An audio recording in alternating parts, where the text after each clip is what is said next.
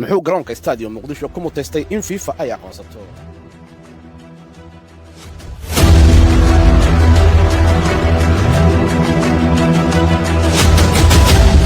garoonkan ayaa waxaa la dhisay sanadkii 1978 waxaana dhisay injineer Shiinees ah iyada oo maalgelinta ay lahayd dawladda Shiinaha oo markaas bahwadaag la ahayd dawladdii hanti wadaagga General Maxamed Siyaad Barre. garoonkan waxa uu ka tirsan yahay waxa loo yaqaan xaafadda ciyaaraha oo ka kooban garoomo dhowr ah oo dhinac yaala kuwaas oo loogu talagalay in lagu qabto ciyaaraha kala duwan. waxaa ka dhisan garoonka dabaasha, kan kubadda kolayga, kan miiska iyo xitaa qaybo kale oo loogu talagalay ujeedooyin kale.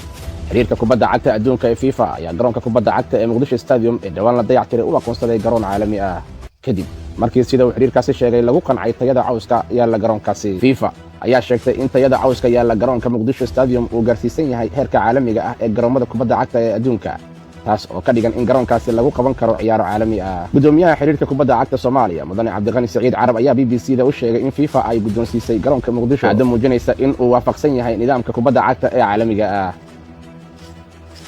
wuxuu garoonkeena ku guuleystay in lagu qaban karo ciyaaro caalami ah ee kubadda cagta hadday noqon lahayd kuwa FIFA qaban qaabiso ama haddii ay noqon lahaydba kuwa qaaradda Afrika. Soomaaliya waxay u soo gudubtay in aan abaabulan karno ciyaaraheennii aan ku ciyaari jirnay waddanka Djibouti.